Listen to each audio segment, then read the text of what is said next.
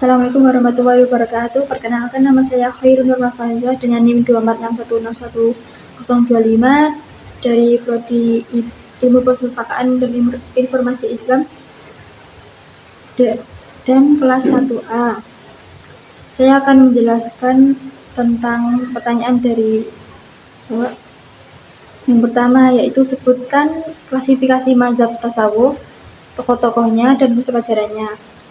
Nah, konsep tasawuf itu ada 4, yaitu tasawuf akhlaki, yaitu moral, dengan tokoh Al-Ghazali dan Rumi, dengan konsep ajaran menekankan pada pembentukan akhlak dan budi pekerti yang baik, serta hubungan individu dengan Tuhan dan sesama manusia. Yang kedua yaitu ada tasawuf ilmi atau intelektual, dengan tokoh Al-Farabi dan Ibnu Sina. Konsep ajarannya dengan berfokus pada pengetahuan dan pemahaman tentang Tuhan, serta pencarian kebenaran melalui ilmu. Yang kemudian ada tasawuf praktis atau amali, yang ditokohi oleh Al-Halaj dan Al-Muhasibi, dengan konsep ajaran menekankan praktik ritual dan pengalaman spiritual langsung. Yang terakhir yaitu ada tasawuf falsafi atau filosofis, dengan tokoh Al-Farabi dan Ibnu Sina, dengan konsep ajaran menggunakan pendekatan filosofis untuk memahami hubungan antara Tuhan, alam, dan manusia. Kemudian pertanyaan yang nomor 2 yaitu, menurut Syekh Zunun Al-Misri bahwa taubat itu ada 3 macam, sebutkan dan jelaskan masing-masing. Nah, 3 macam taubat menurut Syekh Zunun Al-Misri yang pertama yaitu taubat dari dosa atau taubat nasuha, yaitu mengakui kesalahan dan bertekad untuk tidak mengulangi dosanya dan bertaubat yang tulus dan disertai penyesalan. Yang kedua yaitu ada taubat dari lupa atau taubat al-ghaflah, yaitu menyadari bahwa seseorang sering lupa akan Tuhan dan berusaha untuk kembali ingat serta memperbaiki hubungan spiritual. Kemudian yang terakhir yaitu taubat dari kekuatan diri atau taubat al-mujahadah, yaitu mengakui bahwa segala kekuatan kemampuan datang dari Tuhan atau Allah dan berusaha untuk tidak bergantung pada diri sendiri. Kemudian pertanyaan nomor 3 yaitu jelaskan syariat, thariqat, hakikat, dan makrifat disertai contohnya. Yang pertama ada syariat. Syariat yaitu aturan dan hukum yang ditetapkan dalam agama. Contohnya sholat, puasa, dan zakat.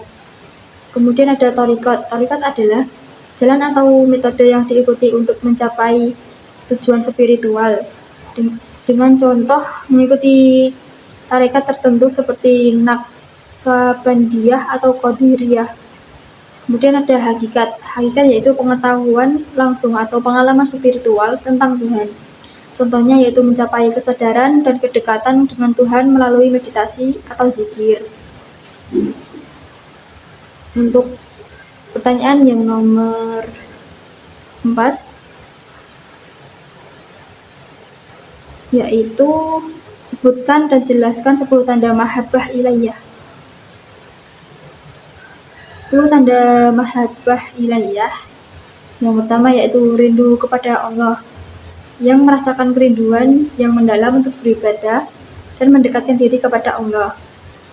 Kemudian ada meninggalkan maksiat, menjauhkan diri dari perbuatan yang dilarang.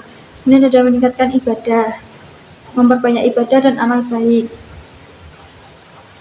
Terus menghargai waktu, menggunakan waktu untuk hal-hal yang bermanfaat. Kemudian ada rasa syukur, selalu bersyukur atas nikmat yang diberikan. Kemudian ada merasa cukup dengan Allah, yaitu mengandalkan Allah dalam segala hal. Kemudian ada penuh harapan dan takut, memiliki harapan kepada rahmat Allah dan takut akan azabnya. Yang terakhir yaitu mencari ilmu, berusaha untuk terus menuntut ilmu agama. Soal nomor 5 yaitu jelaskan konsep ajaran tasawuf falsafi yang berupa wahdah al-syuhud, wahdah al-wujud, hulul, dan ittihad dengan disertai contoh dan analogi logisnya. yaitu konsep ajaran tasawuf falsafi.